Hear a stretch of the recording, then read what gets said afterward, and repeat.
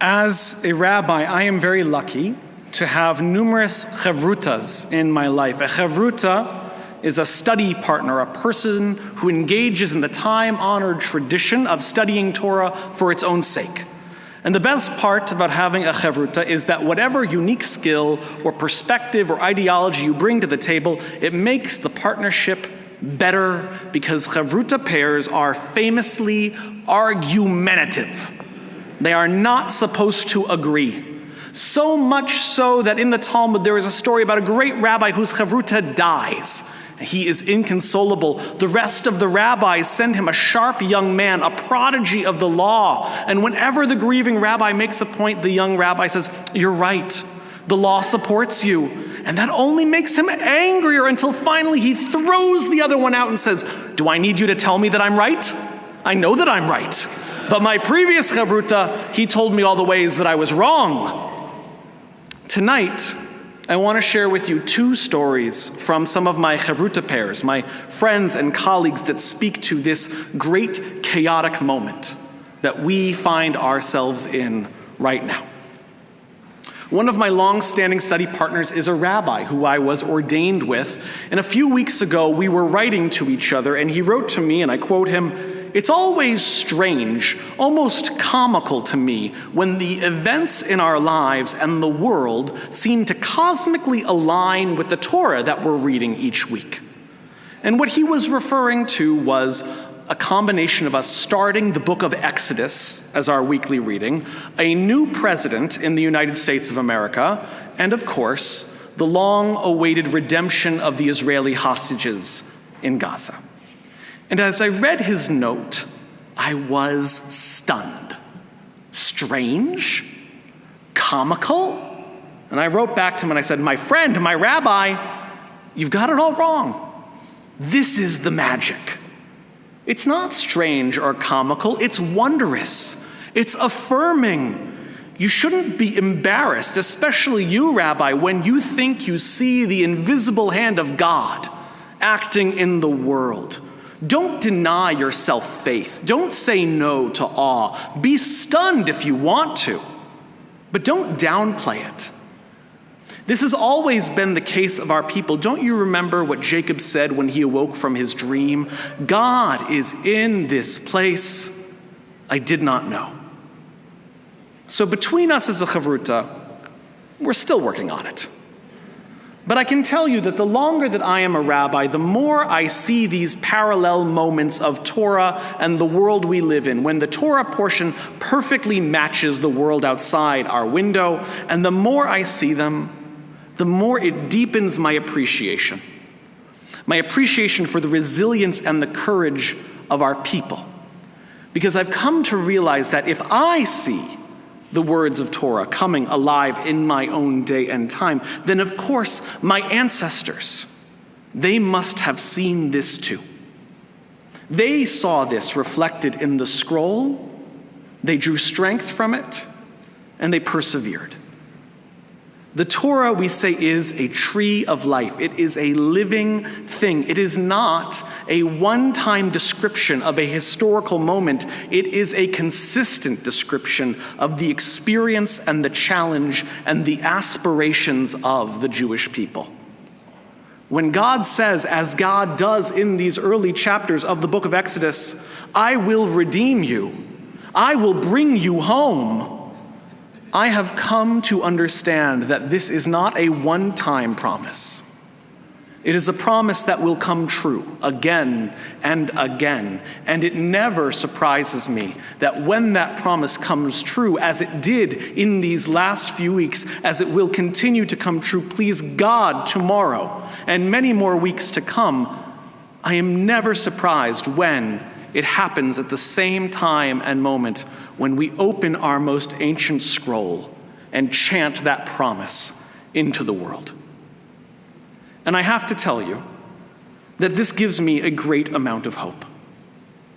In dark times, and these are times that have potential for very great darkness, when I sense the invisible hand in the world outside my window, and I know that I am part of the great chain of generations that has yearned for and sensed and grasped for that hand, I feel a great amount of hope.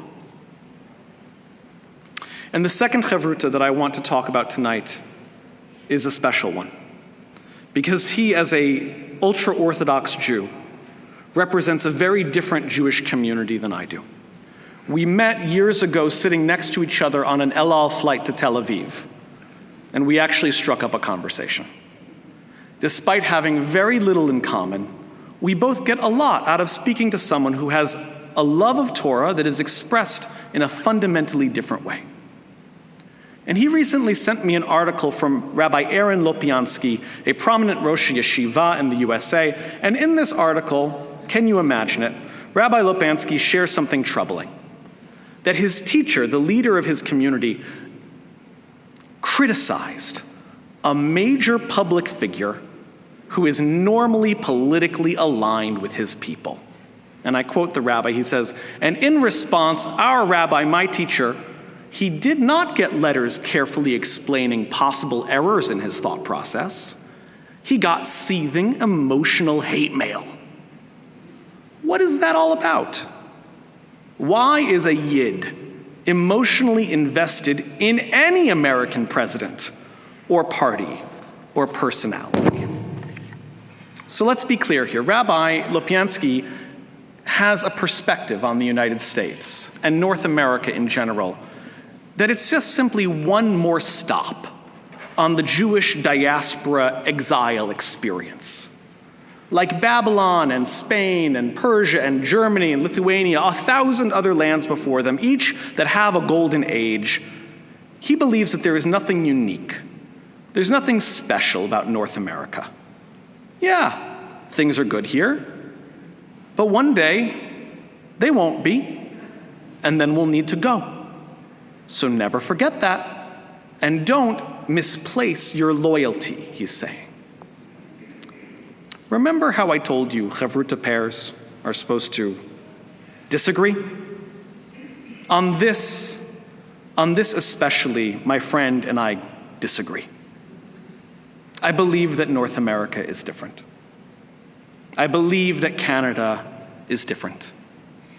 I believe that even during this, the worst period of anti-Semitism in my lifetime, in my parents' lifetime, where anti-Semitic incidents in Toronto make up of 75% of religiously motivated hate crimes, I still believe that this is a country of good people. I still believe that together we have a beautiful and vibrant future. And I believe this in part. I believe that Canada is different, in part because of who is with us tonight, because of who is sitting in this kahal with us, in our community, in our building tonight. It's not only because we had more than 80 happy children running around, proud to be Jewish downstairs at Tat Shabbat.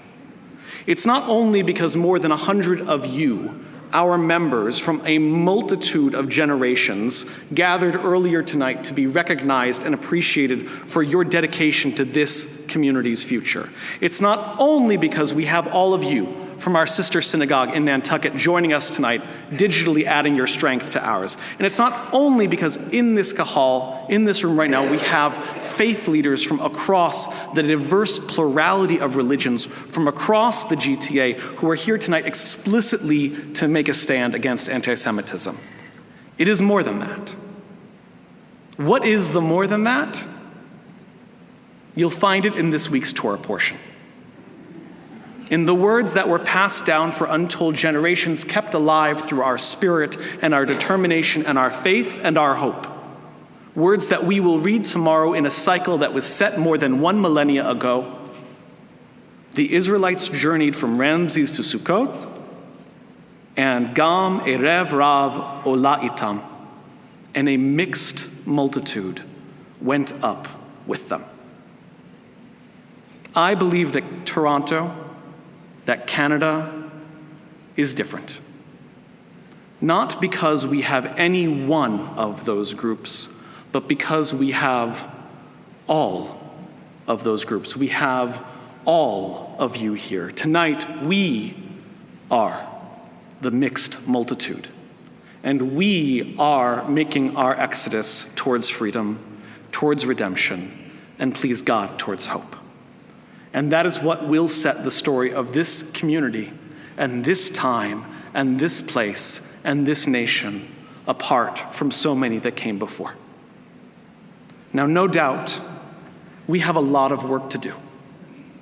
But once again, in that perfect symmetry of text and moment, in sensing, seeing, feeling the invisible hand of the divine, my hope refuses to be extinguished.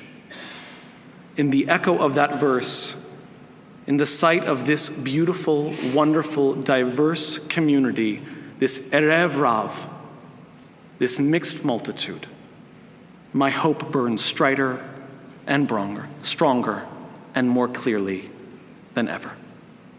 Shabbat Shalom.